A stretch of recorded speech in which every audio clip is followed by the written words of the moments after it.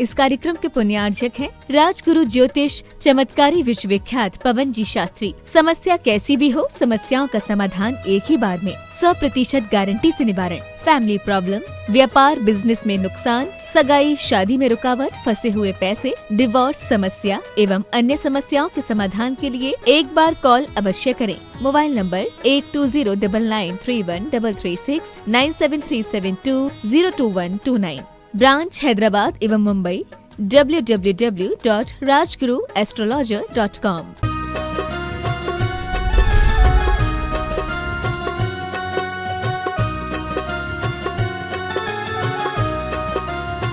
बोलिए आदिम तीर्थंकर आदिनाथ भगवान की, 18वें तीर्थंकर आदिनाथ भगवान की, भगवान के जन्म कल्याणक महामहोत्सव दिवस की, आचार्य देव विद्यासागर जी महाराज की, परम पूज्य प्रमाणिक संत महामना मुराद प्रमाण सागर जी महाराज की, मनोज्ञ मुनि संघ की, तीर्थराज सम्मेद शिखर जी की, अहिंसामयी जैन धर्म की, आचार्य वर्य विद्यासागर जी महाराज के दैदीप्यमान प्रकाश पुंज परम पूज्य प्रमाण सागर जी के निश्रा में गुणायतन के मंडप में विराजमान परम पूज्य गुरुदेव के श्री चरणों से हम जुड़ने जा रहे हैं।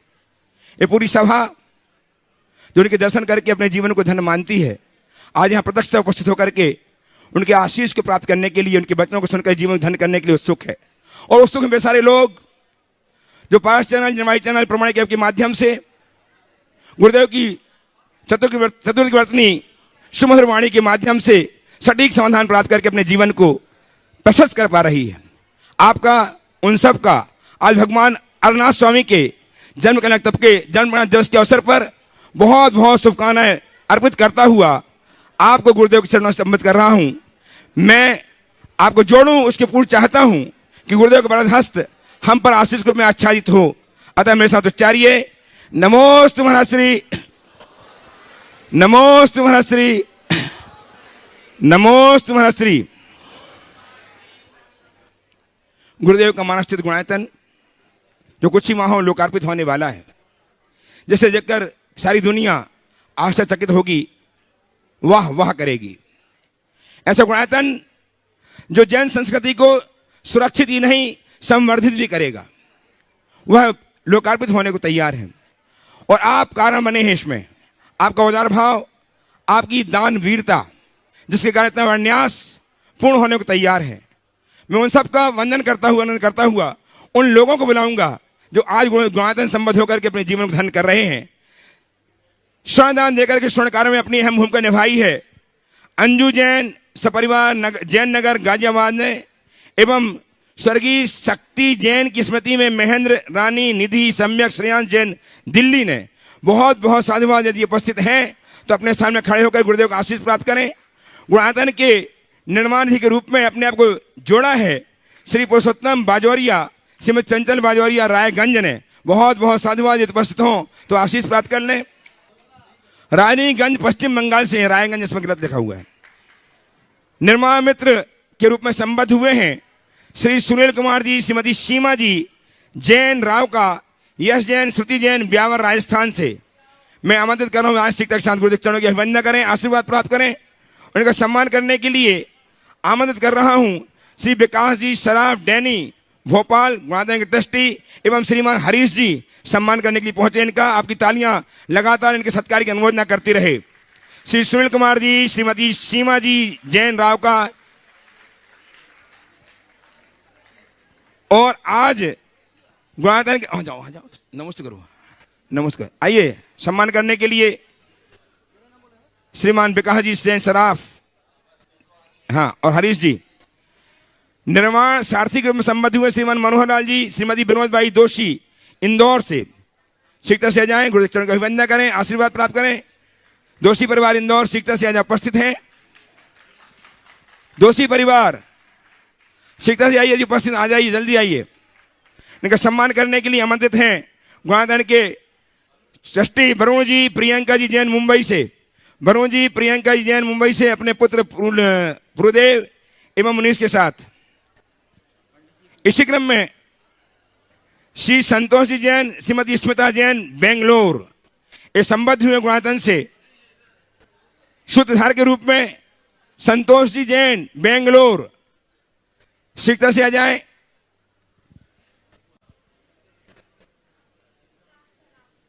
विकास सराफ सम्मान करने आए। चलिए संतोष जी जैन स्मिता जैन बेंगलोर इनका सम्मान करने के लिए आमंत्रित कर रहा हूं गुणातन के ट्रस्टी रांची से श्रीमान अरुण जी गंगवाल एवं श्रीमान प्रियंका जी वरुण जी प्रियंका जी अजाए सम्मान करने के लिए। मनोहर लाल जी विनोद भाई दोषी परिवार का आइए शीघ्रता से आइए जल्दी आप लोग। मनोहर लाल जी दोषी परिवार इंदौर इनका सम्मान कर रहे हैं गुणातन के ट्रस्टी। प्रियंका जी वरुण आप रुकिए संतोष जी यहाँ आइए। संतोष जी यहाँ आइए हमारे पास, यहाँ आइए बोला आपकी तालियां लगातार बजती रहे। दोषी परिवार का सम्मान हो रहा है श्रीमान वरुण जी प्रियंका जी जैन के द्वारा जो मुंबई से हैं ट्रस्टी गुणायतन। ये कर रहे हैं सम्मान ना, दोषी परिवार नहीं है। कौन है वो? कौन है? क्या करते हैं इन लोग? मैं टाइम बचाने के चक्कर में करता हूँ असल में तो वो गड़बड़ कर। चलिए शिक्षता कीजिए आप लोग जो शिक्षता से निकले हो गया। संतोष जी जैन बेंगलोर जो अज्ञातन संबद्ध हुए सुधार के रूप में इनका सम्मान करने के लिए आमंत्रित हैं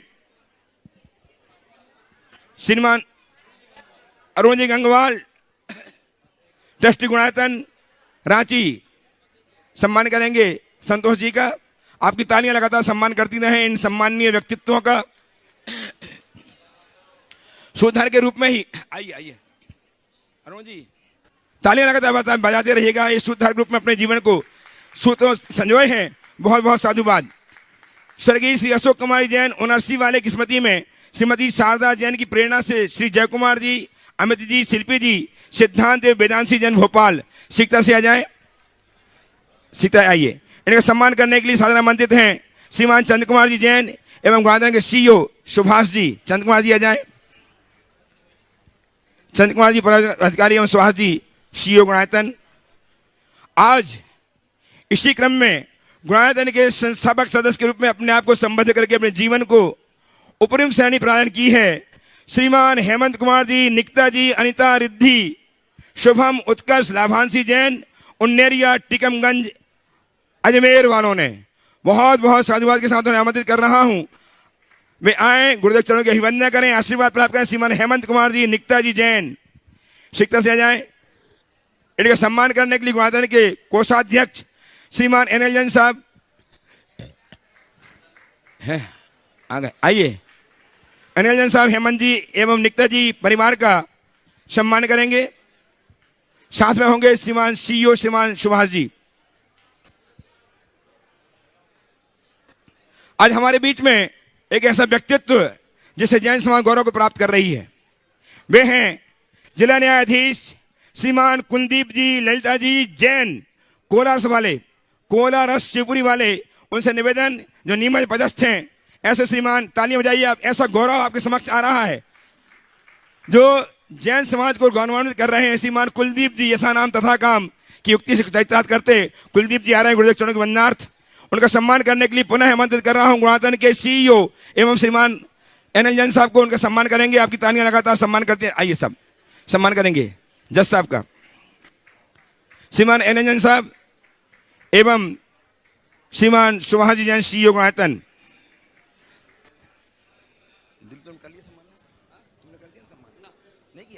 दिलीप जी कौन? दिलीप गंगवाल भी बाकलीवाल पहुंच जाए सम्मान करने के लिए जाएं।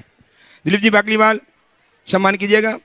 आपकी तालियां लगातार बजती रहे। कैसे व्यक्तित्व का हम सम्मान कर रहे हैं जिससे समाज गौरवान्वित होता है हो रहा है आज। और अब मैं आप सबको लिए चलता हूं उन श्री चरणों में जिनके श्रीमुख से जिनकी सुमधुर वाणी से जो चतुर्थी वर्तनी है जिसके कारण हम आप सब अपने जीवन की जिज्ञासा को स्फूर्त कर पाते हैं। ऐसे गुरुदेव के श्री वचन हम उनसे समाधान के रूप में सुने। उसके लिए प्रथम प्रश्न के लिए मैं आमंत्रित कर रहा हूं श्रीमान संतोष जी जैन, कमलप्पा प्रकाश जी बेंगलोर। पहला प्रश्न प्रस्तुत कर प्रस्थान में खड़े हो जाए श्रीमान संतोष जी, और तैयार रहें श्रीमान मयंक जी सिद्ध प्रकाश जी जैन, ट्रस्टी मुंबई, ट्रस्टी गुमातन मुंबई, तैयार रहेंगे। संतोष जी जैन, कमलम्मा प्रकाश जी बेंगलोर। महाराज श्री के चरणों में कोटिशा नमन। संतोष जी,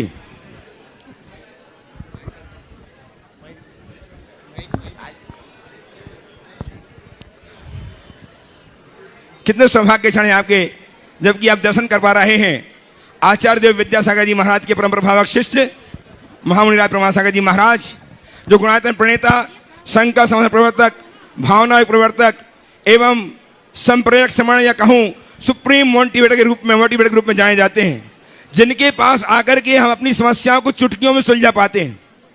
ऐसे व्यक्तित्व के समक्ष हम विराजमान हैं, जिनकी वाणी हमारे जीवन के लिए कल्याण का मार्ग प्रशस्त करती है।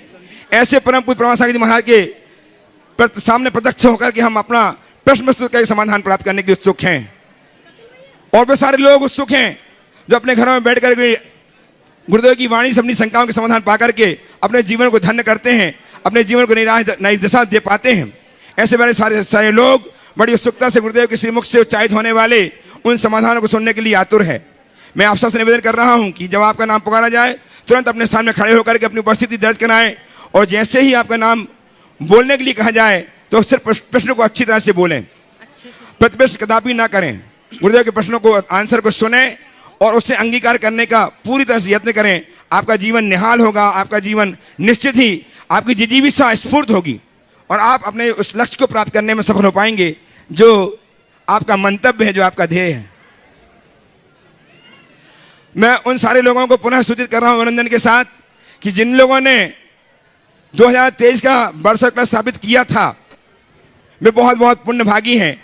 उनके पुण्य कार्य की मैं अनुमोदना करता हुआ सूचित कर रहा हूं कि कलश वितरण कार्यक्रम प्रारंभ हो चुका है। वे स्वयं आ सकते हैं, जिन्होंने स्थापित किए थे, आकर ले जाएं, अथवा अपने प्रतिनिधि के माध्यम से, बहुत सारे प्रतिनिधि आए हुए हैं, उनके माध्यम से सूचना देकर के कलश अवश्य प्राप्त कर लें।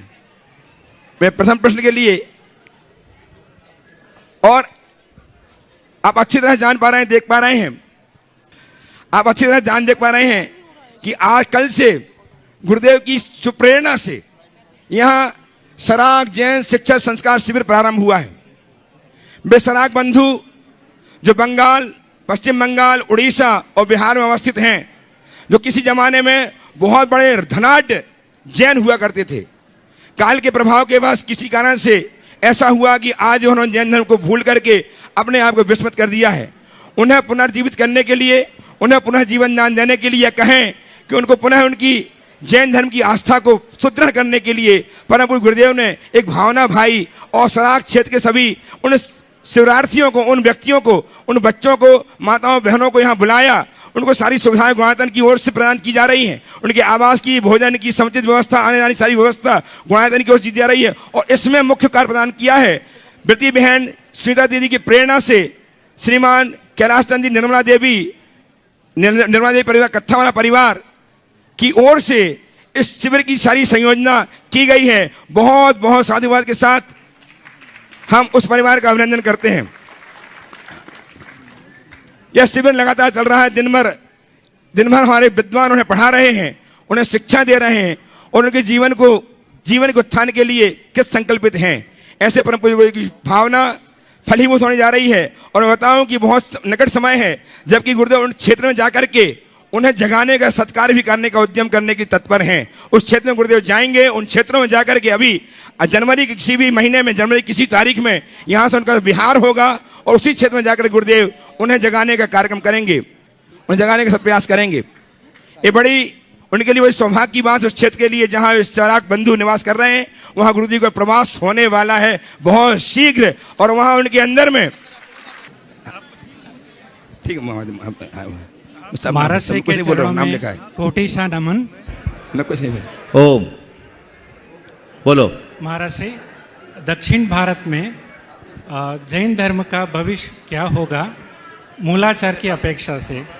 पहले प्रश्न के लिए अरे प्रश्न आ गया भाई।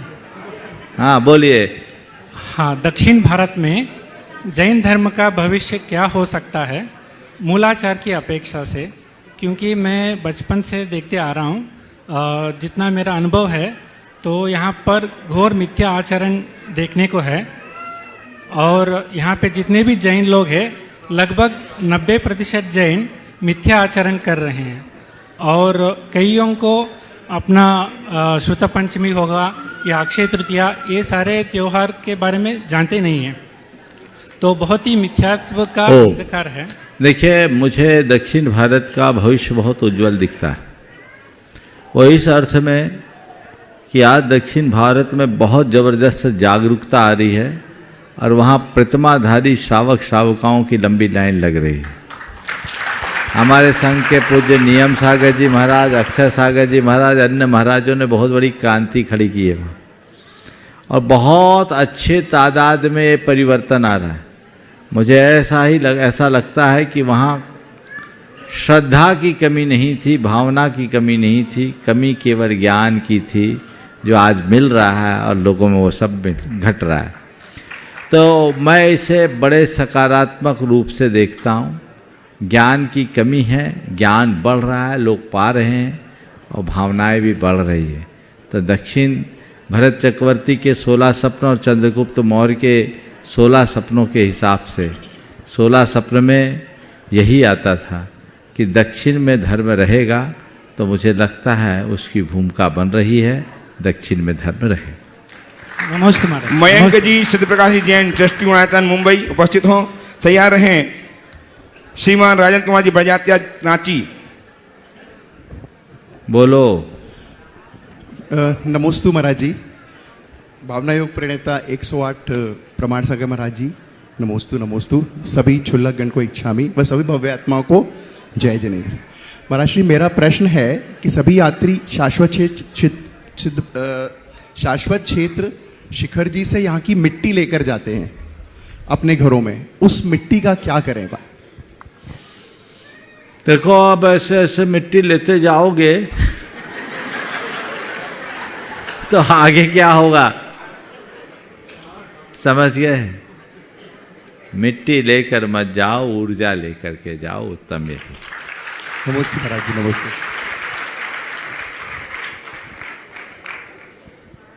आई राजन कुमार जी जैन बजात्या रांची, और तैयार हैं। महाराज श्री को नमोस्तु। सिद्धांत जैन 10 वर्षीय बालक भोपाल से। सिद्धांत जैन तैयार रहेंगे। महाराज जी, आजकल हमारे सभ्य समाज में बड़े घरों की सभ्य बड़ी पढ़ी लिखी 80% लड़कियां एवं 50% विवाहित स्त्रियां भी मंदिरों में एवं बाजारों में तथा साधु संतों के पास भी खुलेआम खुले बालों में घूमती है। ये फैशन बनता जा रहा है। इससे समाज में सामाजिक स्तर दिन पर दिन बहुत गिर रहा है। बहुत ही चिंता का विषय है महाराज जी, इसका समाधान करें।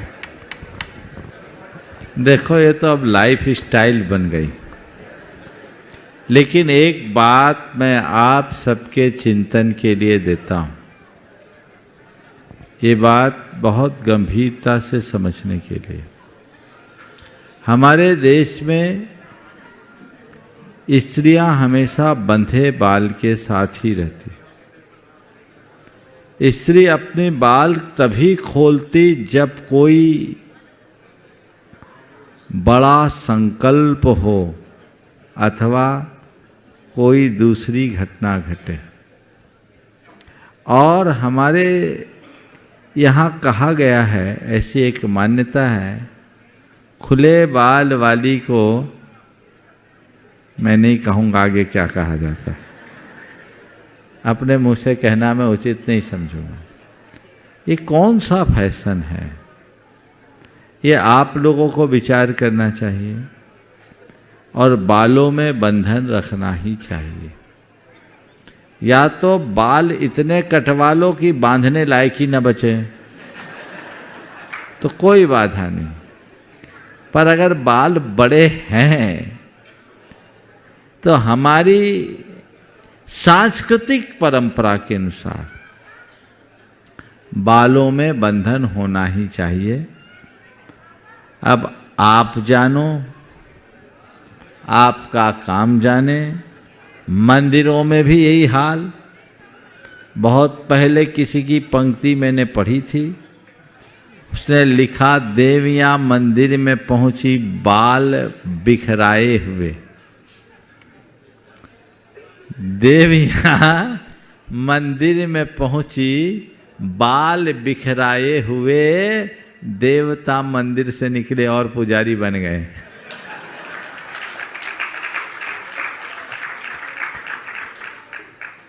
अब आप जानिए आपको क्या करना है। जिसमें हमारी शालीनता प्रकट हो, हमें वो काम करना चाहिए। पूरी तरह खुले बाल रखना और भगवान के सामने, देव गुरु शास्त्र के सामने खुला सिर रखना अच्छी बात नहीं। अब तो क्या करें, आंचल ही नहीं बचा। देखिए हमारी भूषा पर क्या प्रभाव पड़ा। ये सब विदेशी कंपनियों की चाल है। पहले एक साड़ी सास भी पहन लेती थी, वही साड़ी बहू भी पहन लेती थी। ये सहजीवन की भावना को प्रोत्साहित करती थी। अब साड़ी तो हट गई, सूट आ गई।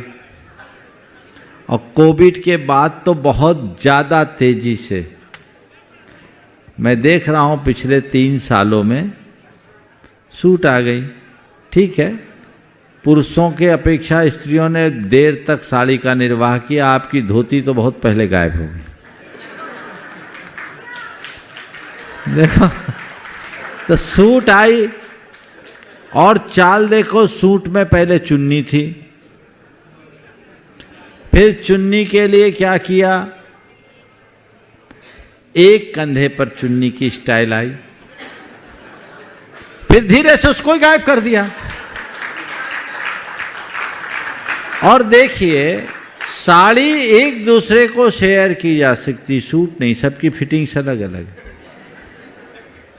तो जो हमारी सांस्कृतिक परंपरा है, जिसमें परस्परता, प्रेम, वात्सल्य, स्नेह, सहजीवन की प्रणाली थी, वो सब गौण होते जा रही है। दुष्परिणाम सामने। अब आप तय कीजिए आपको क्या करना है, क्या नहीं करना है, क्या पहनना है या नहीं पहनना। हम तो कुछ नहीं पहनते। रास्ता आपका है, आपको तय करना है। चलिए। उपस्थित हों 10 वर्षीय बालक सिद्धांत जैन भोपाल से। तैयार हैं श्रीमती सुचित्रा जी, सुमित मोदी नागपुर।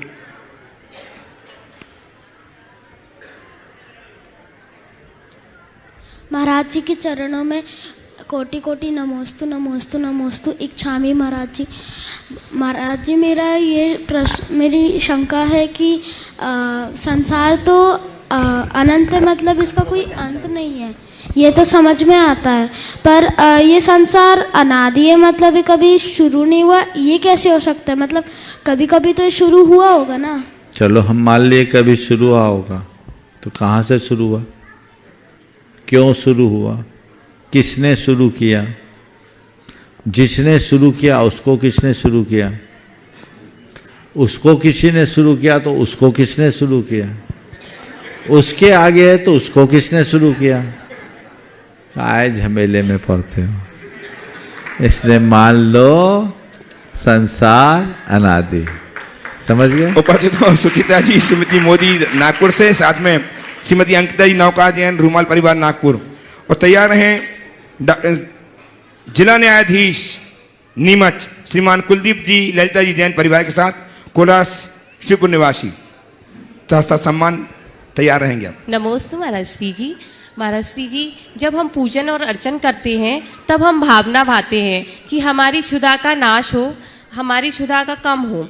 और यदि हमारी भूख थोड़ी भी कम हो जाती है तो हम शाम को डॉक्टर के पास पहुंच जाते हैं कि हमको भूख कम लग रही है। ऐसा ही निद्रा के साथ है। हमारे गुरुदेव तो इतनी कम निद्रा के साथ भी इतने स्वस्थ रहते हैं, और हमारी 5 घंटे की भी निद्रा में थोड़ी भी कमी होती है तो हम तुरंत डॉक्टर के पास पहुंच जाते हैं कि हमको निद्रा में कमी हो रही है। तो महाराज जी, हमारा प्रश्न यह है कि क्षुधा और निद्रा का कम होना हमारे संयम मार्ग पर पुण्य है या रोग है? पहले तो मैं कहूं कि भगवान के सामने क्षुधा रोग विनाशनाय चढ़ाते सो चढ़ाते हो। मुनि महाराज जब चौका में आए तो उनकी पूजा में भी क्षुधा रोग विनाशनाय। हमें हंसी आती कि क्षुधा निवृत्ति के लिए हम आए और आप बोल क्या रहे।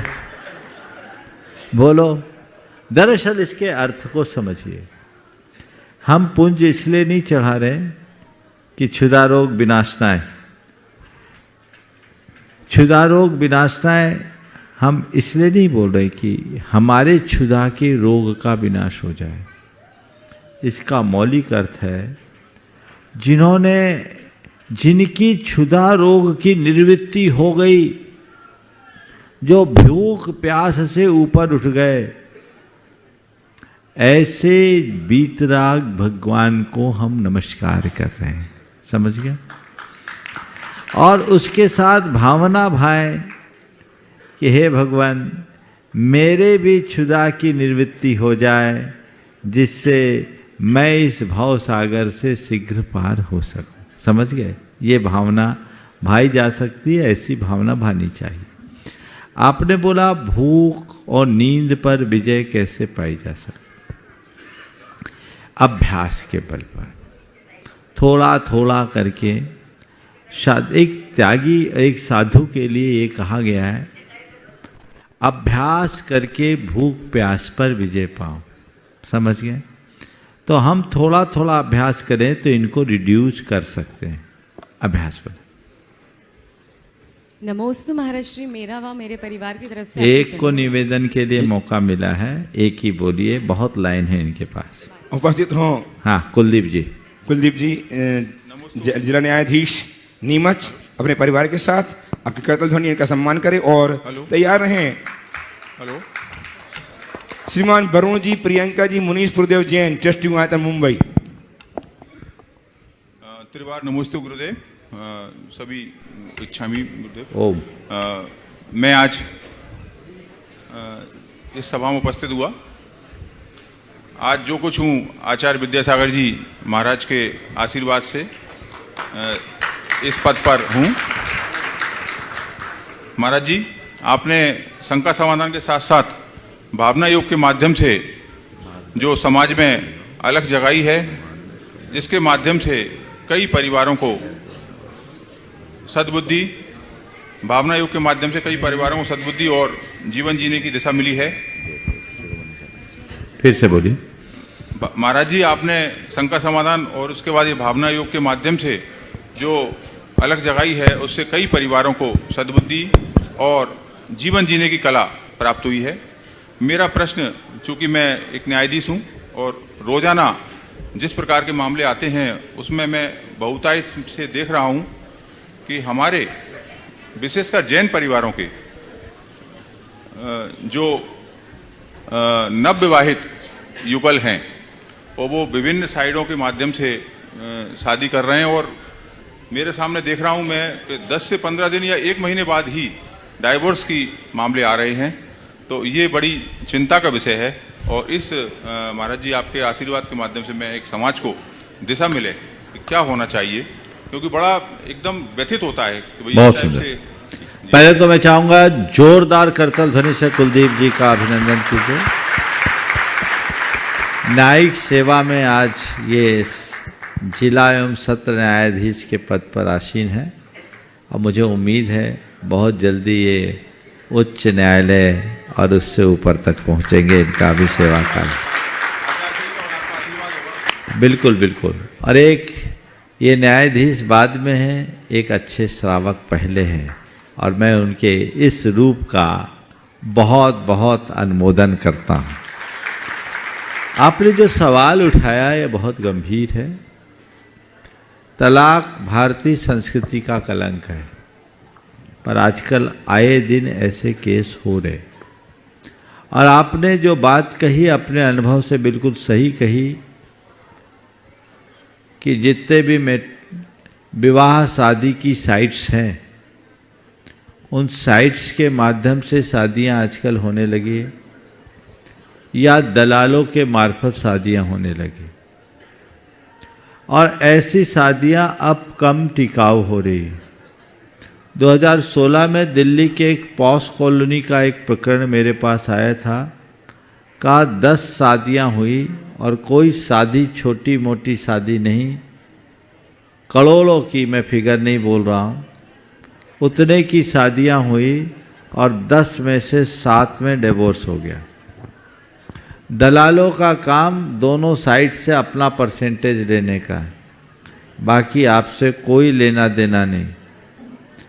तो ये समस्या बड़ी भयानक है, हमें इसकी जड़ में जाना चाहिए। मैं समझता हूँ शायद आप इस बात पर और प्रकाश डाल सकोगे और मैं आपके मुख से कुछ कहलवाना भी चाहूँगा। इसकी जड़ पारस्परिक संपर्क और संसर्ग का अभाव है। पहले विवाह संबंध आदि आपस में ही हो जाते थे, लोगों का एक दूसरे से परिचय संपर्क इतना प्रगाढ़ रहता था कि लोग एक दूसरे के बच्चों के लिए पहले से ही खबर दे दिया करते थे कि चलो भाई तुम्हारे लिए ये संबंध, और ये सब जान समझ करके संबंध होते थे। और सामाजिक दबाव भी इतना रहता था कि कोई 19-20 हो जाए तो भी उनका काम अच्छे से बन जाता था। तो इस समस्या से बचने के लिए हमें वो आपसी संबंधों को विकसित करना होगा। पर इसमें दिक्कत यह है कि पहले बड़े परिवार होते थे और बच्चे माँ बाप के पास पढ़ते थे। अब परिवार छोटे हैं, बच्चे बाहर पढ़ते हैं। हकीकत यह है कि बच्चों की वास्तविकता का माँ बाप को भी पता नहीं रहता, दूसरों को क्या पता होगा। जो आज जिस तरह की पढ़ाई लिखाई की प्रवृत्तियां हैं और बाहर बच्चे पढ़ते हैं, माँ बाप को अपने बच्चों की निजी जानकारियां बहुत कम होती। तो ये एक बड़ी समस्या का रूप लेती है, समस्या बनती है, जिससे इस तरह की दुविधाएं आती। हमें चाहिए कि हम बच्चों को कहीं भी पढ़ाएं, पर बच्चों से उनके निजी जीवन की बात आप शेयर कर सके, बच्चे आपके सामने अपना अंतरंग खोल सके, ये व्यवस्थाएं होनी चाहिए। और पढ़ाई लिखाई भी इस तरीके से करनी चाहिए कि इस प्रकार की समस्याओं से बचा जा सके। मुझे एक कारण ये भी दिखता है, ज़रूरत से ज़्यादा पढ़ाई होना और एक उम्र पार करने के बाद विवाह होना। हमारे शास्त्रों के अनुसार विवाह कन्या से होता है, आजकल युवती से होने लगा। 20-22 साल की तो कन्या होती, अब 25 साल के बाद, 25 के पहले तो बात ही शुरू नहीं होती। आजकल वो परिपक्व युवती हो जाती, उसका युगो क्रैश होता, और फिर आजकल सब पढ़ लिख कर आत्मनिर्भर हो गई। तो उस आत्मनिर्भरता के कारण उनके ऊपर कोई अतिरिक्त दबाव नहीं होता। और कईयों में तो ये होता है कि पति से ज़्यादा बड़ा पैकेज पत्नी का है, तो ये भी तनातनी का कारण बनता है और वो दबते नहीं। और एक कारण मुझे ये भी दिखता है कि लड़कियों का विवाह के बाद अपने मायके से ज़्यादा संवाद जुड़ा होता है, वो भी इसमें कारण बनते हैं। पहले माँ बेटी के विदा के समय सीख देती थी कि बेटी अब तेरा घर वही है, तुझे अब उसी घर में रहना है और जैसे हो सब कुछ सहकर के जीवन को आगे बढ़ना है। अब कहा जाता है बेटी कोई कॉम्प्रोमाइज़ मत करना, अगर कुछ है तो हम हैं। ये एक हकीकत है। तो ये सब इस तरह की समस्याएं उत्पन्न कर रही है। जब तक हम मूल भारतीय मूल्यों को आत्मसात नहीं करते, प्रेम परस्परता सहजीवन के जीवन प्रवृत्ति को अपने जीवन में स्थान नहीं देते, इस तरह की समस्याएं बनती रहेगी। और मैं आपसे जानना चाहूँगा कि इस प्रकार के जो प्रकरण आते हैं उनकी जड़ में कोई बड़ी वजह होती है या छोटी मोटी बातें, आप जरूर बताएं।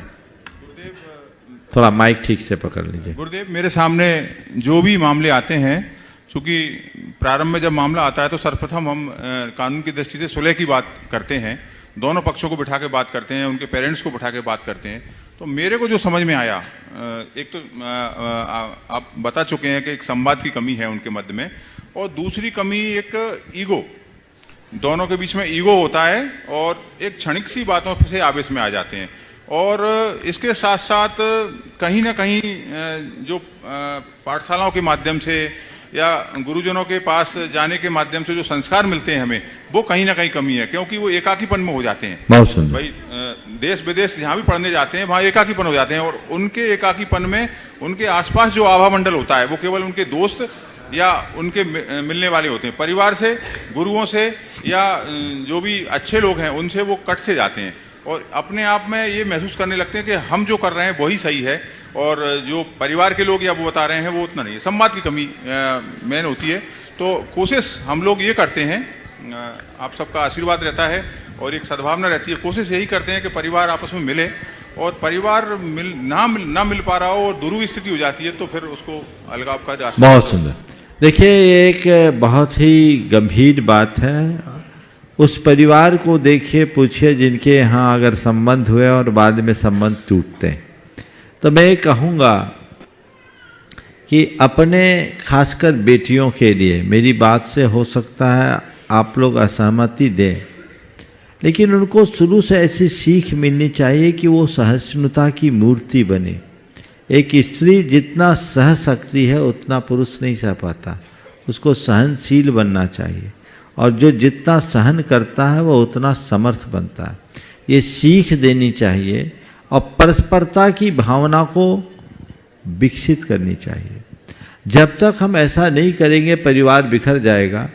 पैसों से सब काम नहीं होता, परिवार तो परिवार की जगह काम में आता है, तो उसे हमें प्रमुखता देनी चाहिए। बहुत नमस्ते गुरुदेव। मेरा निवेदन ये है कि देवशास्त्र गुरु की साधना करते हुए हम कभी घमंड ना आए, बहुत सुंदर, अपने पद का कर्तव्य निर्वहन करते। नमस्ते। नमस्ते। गुरुनानक के ट्रस्टी श्रीमान वरुण जी, प्रियंका जी, मुनीश गुरुदेव जैन प्रस्तुत उपस्थित हों, उसके पूर्व मैं एक ऐसे व्यक्तित्व को पुकार रहा हूँ जिन्होंने आज गुणायतन से अपने आप को शीर्ष में स्थापित करने का भाव बनाया है और जिन्होंने गुरुदेव का आशीष प्राप्त किया है।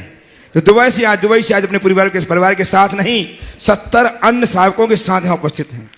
ऐसे परिवार श्रीमान जम्बू कुमार जी के सुपुत्र श्रीमान मनीष जी, मोना जी, सासो जी, जन परिवार को मैं आमंत्रित कर रहा हूँ, गुरुदेव चरणों में आकर वंदना करें, आशीर्वाद प्राप्त करें, और इनका सम्मान करने के लिए मैं आमंत्रित कर रहा हूँ गुणायतन के श्रोमणी संरक्षक श्रीमान प्रमोद जी पहाड़िया साहब जो जयपुर से हैं, एवं श्रीमान एन साहब गुणायतन के कोषाध्यक्ष जो जयपुर से हैं, एवं श्रीमान CEO सुभाष जी जैन जो दिल्ली से हैं। यहाँ है शिक्षा से आपकी लगातार कलता ध्वनि होती है। इस शीर्ष में विराजमान होने वाले व्यक्तित्व हैं जो दुबई से आकर के गुरुदेव चरणों में वंदना प्रस्तुत कर रहे हैं, आशीर्वाद प्राप्त कर रहे हैं। पूरा परिवार लगातार आपकी कर्तव्य ध्वनि होती रहे। इनका सम्मान करने के लिए इनके माथे में पगड़ी और महिला सम्मान करने के लिए मृति बहन शकुन दीदी जो ट्रस्टी गुणायतन है वे भी आ जाएं सम्मान करने के लिए। मृति बहन शकुन दीदी, ट्रस्टी गुणायतन सागर, आइए आप लोग सब आ जाइए। परिजन लोग आ जाए, परिजन आ जाए। हाँ, किसका? हाँ, नहीं सवाल ही कहो, ठीक सवाल भी तो मैं निवेदन करूंगा वरुण जी से, प्रियंका जी से थोड़ा 2 मिनट। मनीष जी, जम्मू कुमार जी, मनीष कुमार जी, मोना जी परिवार का सासू जी, पुत्र उनके भाई सभी इस परिवार के उपस्थित हैं, सम्मान स्वीकार कर रहे हैं गुणायतन की ओर से। हमारे गुणायतन के श्रोमणी संरक्षक श्रीमान प्रमोद जी पहाड़िया साहब, श्रोमणी संरक्षक गुणायतन, एवं श्रीमान NL जैन साहब, श्रीमान सुभाष जी जैन CEO गुणायतन।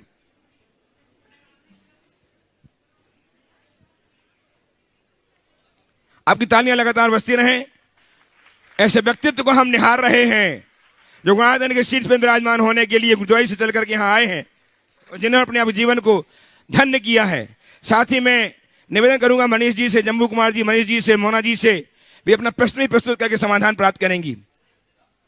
मोना जी जिनकी बहुत सारी जिज्ञासाएं हैं, दुबई से चल करके जिज्ञासाएं लेकर के आई हैं, ऐसी मोना जी प्रश्न प्रस्तुत करके समाधान नहीं पाएंगी। आप हम सब उनका सम्मान करके हर्षित हो रहे हैं। इसी क्रम में आज राजेंद्र कुमार जी बज, कमला देवी बज 12 राजस्थान निवासी, इन्होंने गुणायतन के स्वर्णकार के लिए स्वर्ण अर्पित करके जीवन को स्वर्णिम बनाया है। यदि उपस्थित हैं तो अपने सामने खड़े होकर आशीर्वाद प्राप्त कर लें। श्रीमती रजत कुमार जी बज, कमला देवी बज अपने स्थान में खड़े होकर आशीर्वाद प्राप्त कर लें। कहाँ गया? चलिए चलिए। अरे बाप रे, बाकी लोग अपने स्थान में खड़े होकर आशीर्वाद प्राप्त करना है। पहुंचे अपने स्थान में, पहुंचते जाए। 72 ही आ गए सबके साथ। अपने स्थान पहुंचते जाए, सब पहुंचते जाए। महाराज जी, संजय संजय माइक महाराज जी का। ओ बोलिए। हाँ, एक मिनट। ओ आप लोग विराजे हैं, बाकी लोग बैठे हैं, सभी श्रावकगण बैठे। हाँ, ले लो। आज जिन्होंने यहाँ लेकर के आया है, अब ये सारे के सारे बहुत हर्षित हो रहे हैं। उनका सम्मान होते देख करके, जिन्होंने अपने आप गुणातन के शीर्ष में स्थापित किया है। बहुत बहुत साधुवाद के साथ सभी से निवेदन, अपने स्थान में पहुंचिएगा। सभी पहुंचे अपने स्थान में। हाँ, हरीश जी एक साइड हो जाओ, सामने से आइए, बैठिए बैठिए। ना, ठीक है, बैठिए, सब बैठिए अपने स्थान में बैठिए। ऐसे आ जाओ। हाँ, बोलो। इधर आ बेटा, इधर इधर आ जाइए, आ जाइए। महाराज श्री के चरणों में नमोस्तु नमोस्तु नमोस्तु। शिल्लक जी के चरणों में भी नमोस्तु नमोस्तु नमोस्तु। इच्छामि इच्छामि इच्छामि। महाराज श्री, मेरी कोई शंका नहीं है, आप हो गए तो सब मिल गया। बस मुझे एक बात बोलना था। आज हम लोग जयपुर से, हम लोग शिखर जी की यात्रा के लिए आए हैं पूरे परिवार के साथ में। तो एक तो आप सबको आशीर्वाद दीजिए आपका, और दूसरी बात, एक बात थी, क्योंकि आप यदि बोलेंगे तो ये सही हो सकता है। तो क्या हुआ कि हम लोग जब ट्रेन से आ रहे थे तो पासनाथ स्टेशन पे केवल ट्रेन 2 मिनट रुकी, और 2 मिनट रुकने के कारण हमारे बहुत सारे परिवार के यात्री गिर गए, और जिनमें कई लोगों को चोट भी आई है, और जिसमें पूरी ट्रेन आधे से ज़्यादा शिखर जी यात्रियों के लिए ही थी। तो मेरी आपसे विनती है कि कोटि कोटि विनती है महाराज श्री, आप प्लीज़ इस बात को मैनेजमेंट को बोले, और उनको बोले कि पासनाथ स्टेशन पे, ताकि सभी लोग अच्छे से आ सके और भगवान के चरणों में अपना नमोस्तु कर सके, तो ट्रेन ज़्यादा देर के लिए रुके। देखिए, सबसे पहले तो मैं मनीष, मोना और उनके पिताजी जम्बू कुमार जी, कहाँ आगे आ जाओ। इनके लिए मैं इस भाव से आशीर्वाद देना चाहूँगा कि इनका धर्म भाव ऐसा ही बना रहे। ये दुबई में बसे हैं, लेकिन दिल में भारत और जैन धर्म बसा हो। यहाँ आने के पहले मेरे पास संदेश था कि कुछ विशेष भाव लेकर आए हैं, लेकिन जो भाव ये लेकर आए, वो भाव की अभी पूर्ति भले नहीं हो पाई। जो इनके भाव थे दूसरे रूप में हुए, क्योंकि हर भाव की पूर्ति तब तक नहीं होती जब तक उस योग्य पुण्य नहीं होता। लेकिन एक बड़ा प्रबल भाव था इनका, इनने मुझसे निवेदन किया, मैंने कहा वो तो अभी संभव नहीं है, लेकिन जो हो सकता है वो ज़रूर हो सकता है। और आज इनके भावों को देखते हुए जो भाव इन्होंने समर्पित किया, आज से इन्हें गुणायतन का मार्गदर्शक घोषित किया जा रहा है, और ये दुबई में रहकर अपने गुणायतन के मार्गदर्शक के रूप में अपना काम करेंगे। और मैं चाहूँगा इसी तरीके से जुड़ करके धर्म की प्रभावना में आगे बने रहें, और एक लक्ष्य रखें कि जब तक मेरे पास समय है, शक्ति है और संसाधन है, इन सब का मैं जितना बने धर्म प्रभावना में उपयोग करूं, इसी में मेरा जीवन धन्य और सार्थक होगा।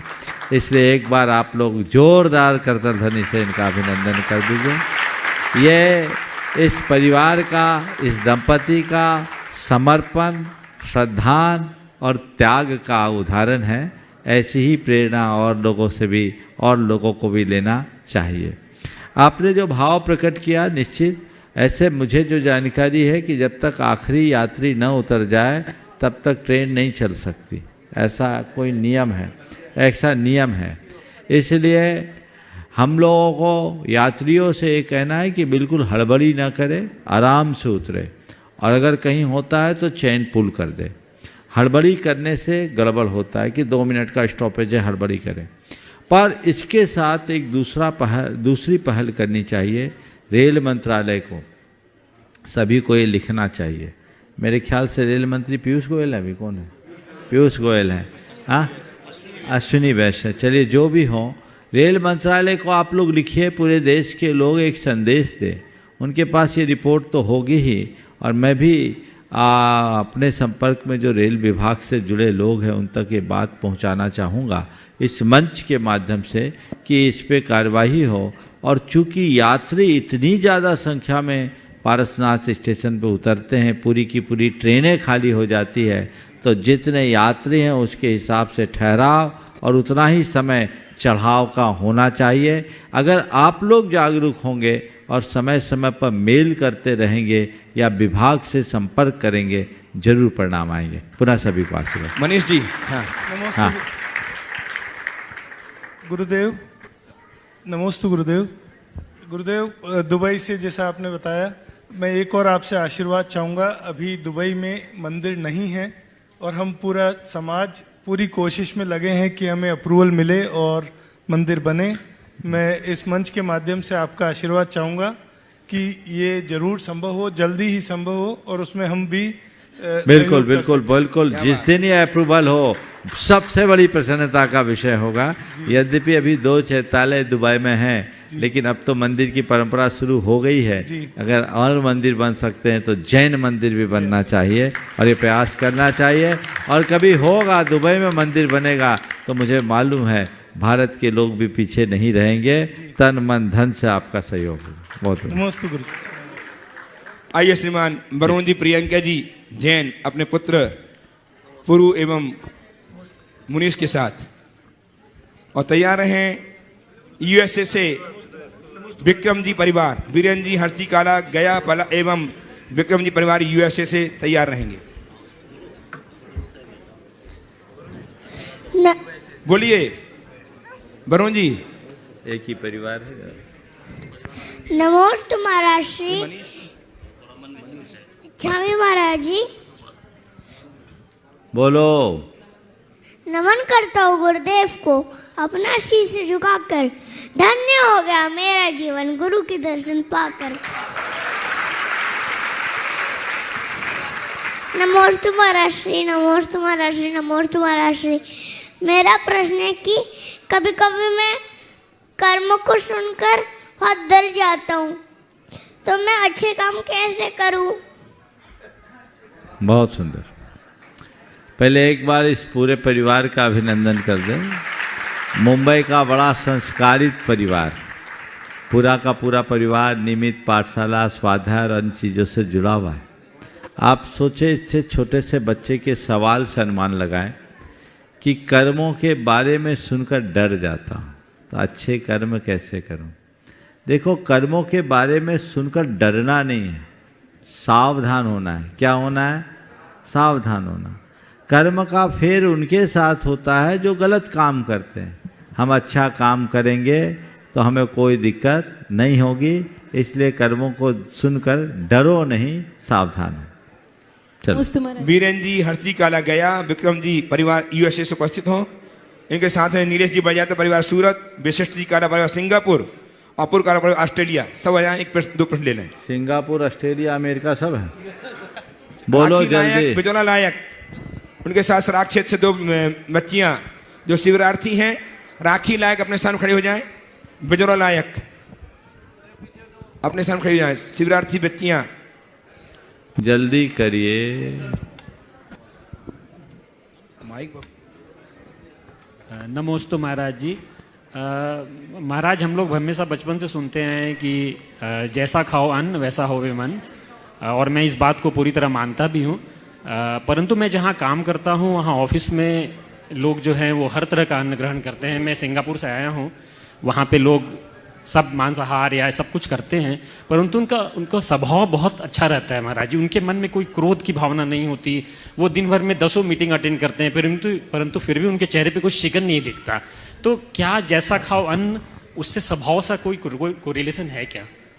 देखिए, ये सवाल आज से 50 बरस पहले पूछा गया होता तो शायद इसका उत्तर नहीं होता, लेकिन आज तो ये प्रयोग सिद्ध बात है और विज्ञान ने इसमें अपनी सहमति प्रदान की। हम जैसा खाते हैं वैसा हमारा मन होता है। सात्विक भोजन सुख का आधार है। अगर हम सात्विक भोजन लें तो उसके हमारे तन मन पर पूर्ण प्रभाव पड़ता है, चेतना पर भी पड़ता है। और अगर कोई व्यक्ति अभक्ष्य भक्षण करता है, सात्विक भोजन लेता है, तो उसका दुष्प्रभाव भी उस पर होता है।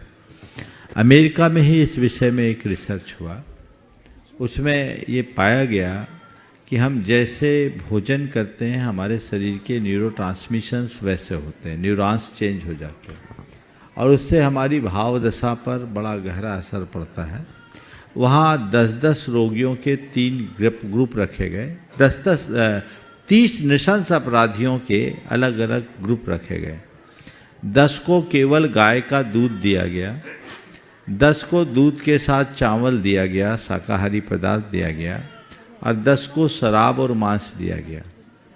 उनमें से जिनको दूध दिया गया वो 6 महीने में अपराध बोध करने लगे, उन्हें अपने अपराध की स्वीकृति का भाव आने लगा। जिनको सात्विक भोजन दिया गया, चावल आदि दिया गया, उनको 1 साल बाद अपराध बोध हुआ, और जिनको पूर्ववत मांसाहार और शराब परोसा गया उनकी आपराधिक प्रवृत्ति और अधिक बढ़ गई।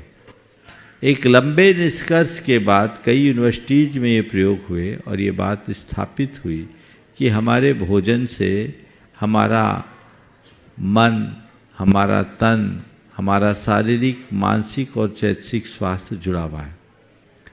एक दूसरी बात यह है कि जैसे कोई व्यक्ति मांसाहार करता है तो जो मांस हमारे उस व्यक्ति के शरीर में जाता है, तो ये हम समझें कि जितने भी प्राणी हैं जिनमें मांस है उनके सबके तंत्रिकाएं होती है, न्यूरॉन्स होते हैं, उसके माध्यम से ऊर्जा होती है। और एक ऊर्जा जब दूसरी ऊर्जा में आती है तो ऐसा एक नियम है कि ऊर्जा का प्रवाह नीचे की ओर जाता है। हमारी ऊर्जा अधिक है, लेकिन अधिक ऊर्जा जब नीचे की ओर जाएगी तो हमारे चेतना के स्तर को नीचे करे बिना नहीं रहेगी, वो हमारी चेतना को निम्न बनाती है। अब रहा सवाल ऐसे लोग जो मांसभक्षी हैं उसके बाद भी बड़े स्वभाव से शांत, मिलनसार, नम्र, व्यवहार कुशल दिखते, ये क्या है? यदि ऐसे लोग शाकाहारी हो जाए तो और अच्छे हो जाए। कुछ चीजें ऐसी होती है कि एक स्वभाव व्यक्ति का ऐसा बना होता है, उस व्यक्तिगत स्वभाव के कारण व्यक्ति इस तरह का काम करते हैं। लेकिन कुछ चीज़ें ऐसी होती जो हम पुरुषार्थ के बल पर करते हैं। हमारे जन्मगत संस्कार ऐसे जो व्यक्ति को शांत बना लिया बाय नेचर, लेकिन यदि उसके साथ खान पीन और अच्छा कर दे तो उसका स्वभाव में और बड़ा बदलाव आ सकता है। समझ गए? फिर दूसरी बात, ऐसे लोगों के साथ एक उल्टा भी हो सकता है। भले आपको व्यवहार में शांत देख रहे हैं, लेकिन कहीं कोई बात आए तो क्रुएल्टी की चरम सीमा तक पहुंच सकते हैं। एक शाकाहारी व्यक्ति किसी प्रकार की हिंसक कार्य में जल्दी उत्साहित नहीं होगा, लेकिन कोई व्यक्ति मांसाहारी है, यदि किसी को गुस्सा आ जाए, कुछ हो जाए तो मरने मारने को तैयार हो जाए, बड़े स्तर का अपराध होगा। बहुत सारा व्यक्ति हमारे जीवन में बहुत सारा जो व्यवहार है वो हमारी परिस्थितियों के अनुकरण करता है। चूँकि एक प्रोफेशनल ज़िंदगी जीना है, तो प्रोफेशनल ज़िंदगी को जीने के लिए व्यक्ति को बहुत तरह के कॉम्प्रोमाइज़ करने पड़ते हैं। उसी अनुरूप व्यक्ति अपनी पर्सनालिटी को डेवलप करता है, पर कोई ज़रूरी नहीं कि जैसा व्यक्ति बाहर प्रकट कर रहा है भीतर भी वैसा ही हो। आप देखिए, क्रोधी से क्रोधी व्यक्ति भी अपने दुकान और दफ्तर में होता है तो अपने क्लाइंट के सामने बड़ा नम्र दिखता है। दिखता है कि नहीं, बोलो? हाँ, दिखता है महाराज। तो क्लाइंट के सामने नम्र होने का मतलब उसका मृदु स्वभाव है। क्लाइंट के सामने नम्र है और घर वाली पर आग बरसा रहा है। हो सकता है जिनकी आप बातें कर रहे हो उनके साथ भी कुछ ऐसा ही अनुभव हो, क्योंकि आप एक कारपोरेट में बैठ के बात करते हैं। तो आपका जो भी आपसी कांटेक्ट है वो पूरी तरह से प्रोफेशनल है। प्रोफेशनल लाइफ अलग होती है और पर्सनल लाइफ अलग होती है, इस बात को ध्यान में रखकर चलें। निकटता से देखने की कोशिश कीजिए। आप चूंकि इस पर रिसर्च करना चाहते हैं तो करिए। उनकी फैमिली के भीतर देखिए, फैमिली लाइफ क्या है, पर्सनल लाइफ क्या है। हम व्यक्ति के बाह्य जीवन से उसके आंतरिक स्वभाव का पूर्ण निर्णय नहीं ले सकते। और ऐसे व्यक्ति भले व्यवहार में नम्र हो, लेकिन कभी गुस्सा आए तो चरम तक जा सकते हैं। एक शाकाहारी व्यक्ति और कोई जैनी होगा तो कभी किसी की हत्या की बात नहीं सोच सकेगा सहजता से, लेकिन ऐसे लोग जो किसी भी प्रकार के खान पान में कोई परहेज नहीं करते, वो किसी भी स्तर तक जा सकते हैं। तो मैं समझता हूँ ये सब खान पान का प्रभाव। नमोस्तु महाराज। उपस्थित हो राखी लायक, ब्योरा लायक और तैयार हैं। वो एक बच्ची का सवाल था ना, एक दोपहर में जो बच्ची थी उसका सवाल था, आप लोग तो पूछ लीजिए, उस बच्ची को बुला लो। हाँ बोलिए। नमोस्तु महाश्रीम, नमोस्तु महाश्रीम, नमोस्तु। प्रीति जैन हैदराबाद, प्रामाणिक समूह तैयार रहे, प्रस्ताव में खड़े हो जाएं। कैसे तय करना है मैं जानना है। हाँ, रात्रि भोजन कैसे तय करना है? क्या फिर से बोलिए। रात्रि भोजन कैसे तय करना है मुझको? रात्रि भोजन कैसे त्याग करना है? अभी मन मना लो, अभी छूट जाएगा। आप मुझसे पूछो। हाँ ले लो, बहुत बढ़िया, आशीर्वाद, बहुत सुंदर। वो कौन थी वो बच्ची जिसको मैंने बोला था शाम को पूछना? आई है, खड़े हो जाओ, खड़े हो जाओ। रत्ना माझी उपस्थित हो जाए, जल्दी करें। दो प्रीति जी तैयार हैं और तैयार हैं गुणात्मक श्रोमणी संरक्षक श्रीमान प्रमोद जी पहाड़िया साहब, जयपुर। महाराज श्री के चरणों में मेरा कोटि कोटि नमस्तु नमस्तु नमस्तु।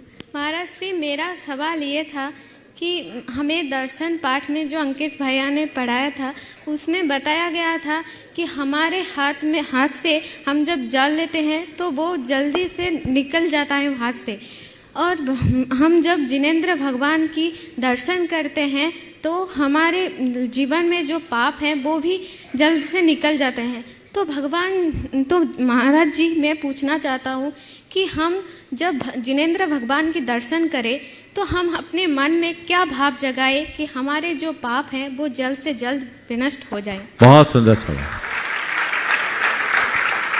ये बात बिल्कुल सही है कि भगवान के दर्शन से हमारे पाप झड़ते, ठीक वैसे ही झड़ते हैं जैसे अंजलि में रखा हुआ जल धीरे धीरे झड़ जाता है। क्यों झड़ते हैं? पहला तो मैं इसका उत्तर देना चाहूँगा कि भगवान के दर्शन से, भगवान की पूजा से, भगवान की वंदना से कर्म क्यों झड़ते हैं? तो कर्म झड़ने की बात बाद में करूँगा, पहले मैं कर्म बंधने की बात करता हूँ। अब कर्म बंधते क्यों हैं? तो कर्म बंधते हैं हमारे भावों से। किससे बंधते हैं? हमारे मन में अशुभ भाव आते हैं, अशुभ भाव आते ही कर्म हमसे जुड़ जाते हैं, जैसे चुंबक की तरफ लोहे खिंच जाता है। तो अशुभ भाव से कर्म आते हैं, ठीक है, भाव से आए। दर्शन करते हैं तो हमारे भाव होते हैं, भाव होते हैं कि नहीं होते हैं? कौन से भाव होते हैं? अच्छे भाव होते हैं, शुभ भाव होते हैं। तो अशुभ भाव से कर्म आते हैं तो अच्छे भाव से हमारी चेतना में ऐसी हलचल होती है कि कर्म झड़ जाने को बाध्य हो जाते हैं, कर्म झड़ जाते हैं। भावों के परिवर्तन से कर्मों में हलन चलन आती है और भाव अच्छे होते तो कर्म झड़ता है। इसका एक विज्ञान है। क्या है विज्ञान? जब हमारे भाव अच्छे होते हैं तो हमारे शरीर के जो ग्रंथियां हैं उन ग्रंथियों का सिक्रेशन बदल जाता है। हमारे अंदर अल्फा तरंगे उत्पन्न होने लगती जो एक प्रकार के अहोभाव को प्रकट करती। तो शरीर के रसायन जब बदलते हैं तो कर्मों का रसायन बदल जाता है और कर्म झड़ने लगते हैं। तो भगवान के दर्शन, गुरु की वंदना या कोई भी पवित्र कार्य करते समय हमारे हृदय में जो विशुद्धि होती है उससे कर्म झड़ते हैं। समझ गए? भाव से झड़ते हैं। तुमने बहुत अच्छा सवाल किया कि भगवान के दर्शन करते समय हम ऐसा कौन सा भाव रखें कि हमारे कर्म झड़ जाए।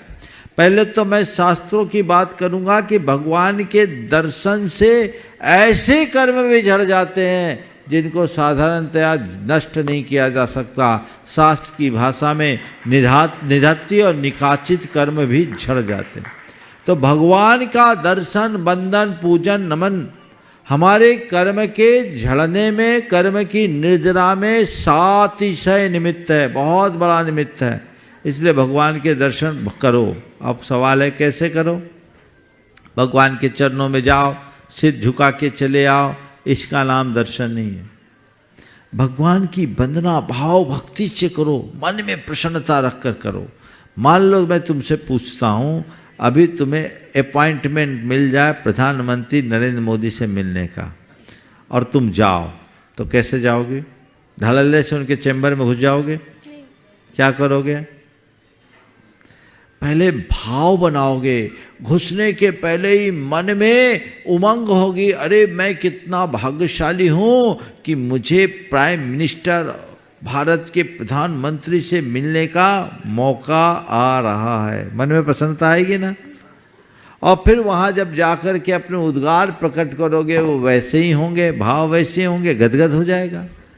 ऐसे ही जब मंदिर जाने को हो तो ये सोचो कि मैं इस धरती के सबसे भाग्यशाली लोगों में हूँ, मुझे त्रिलोकीनाथ भगवान के दर्शन करने का सौभाग्य मिल रहा है। 3 लोक के नाथ का दर्शन करने जा रहा हूं। इनसे बड़ी सत्ता किसी की कोई है ही नहीं। बस इतना सा भाव मन में ले आओ और ये सोचो कि ये भगवान मेरे तारनहार हैं, इनकी शरण में आ गया तो तर गया, ऐसा सोच लो तो फिर हमको कुछ करने की जरूरत नहीं होगी। समझ गए? तो भगवान को भगवान मानो, उसे मूर्ति के रूप में मत देखो, त्रिलोकीनाथ की भांति देखो, तो आपका दर्शन का पूरा लाभ प्रकट हो जाएगा। ठीक है?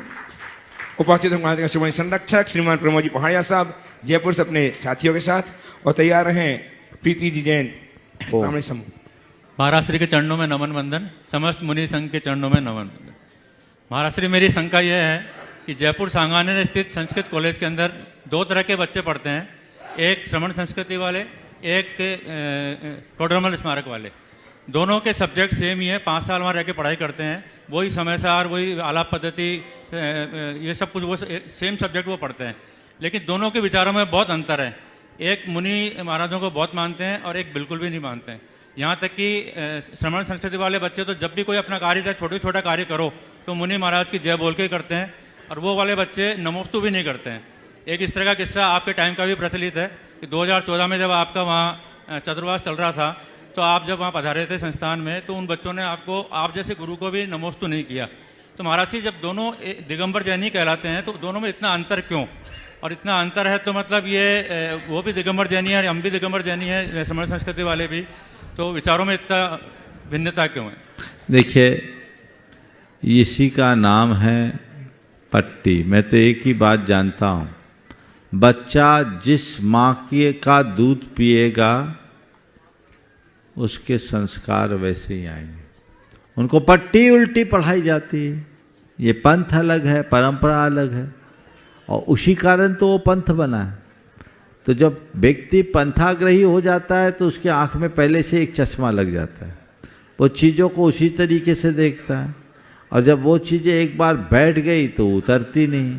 इसलिए मैं हमेशा कहता हूँ, व्यक्ति को पथ देखना चाहिए, पंथ नहीं।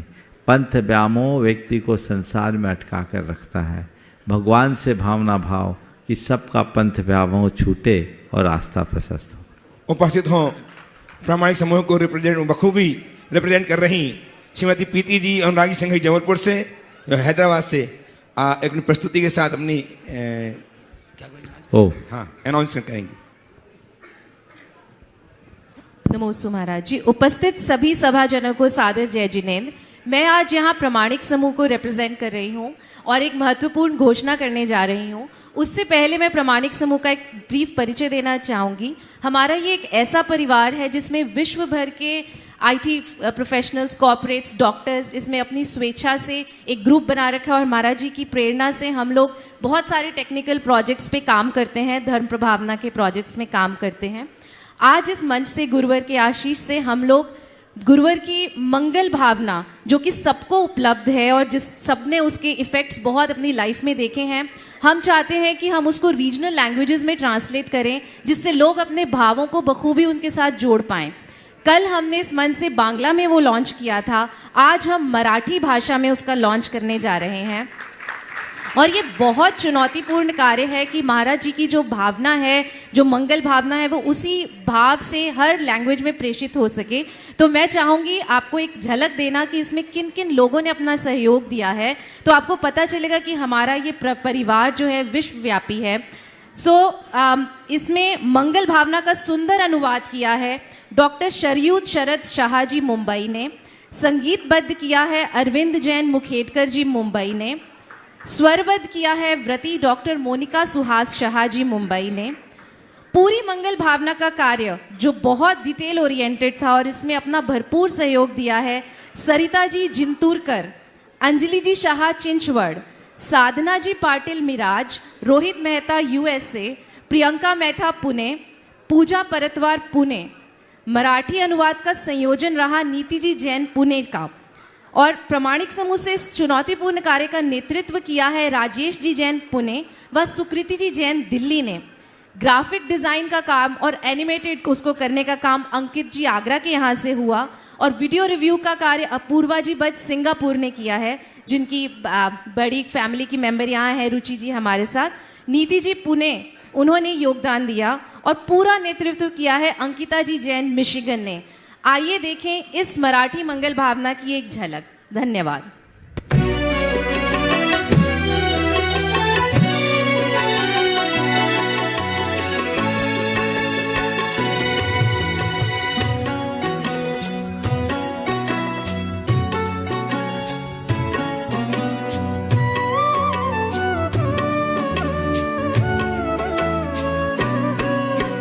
मंगल मंगल भावे जगति सारे मंगल भावे, मंगल मंगल भावे जगति सारे मंगल भावे। धरतीच्या प्राणी मात्राचे मन मंगलमय भावे, धरतीच्या प्राणी मात्राचे मन मंगलमय भावे। मंगल मंगल भावे जगति सारे मंगल भावे।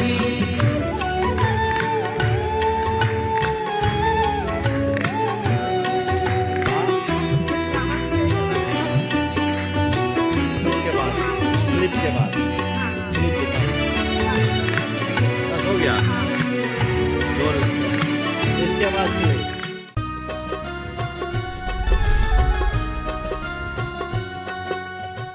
इस कार्यक्रम के पुण्यार्चक थे राजगुरु ज्योतिष चमत्कारी विश्वविख्यात पवन जी शास्त्री। समस्या कैसी भी हो, समस्याओं का समाधान एक ही बार में, 100% गारंटी से निवारण। फैमिली प्रॉब्लम, व्यापार बिजनेस में नुकसान, सगाई शादी में रुकावट, फंसे हुए पैसे, डिवोर्स समस्या एवं अन्य समस्याओं के समाधान के लिए एक बार कॉल अवश्य करें। Mobile number 8209931336 9737202129। ब्रांच हैदराबाद एवं मुंबई www.rajguruastrologer.com।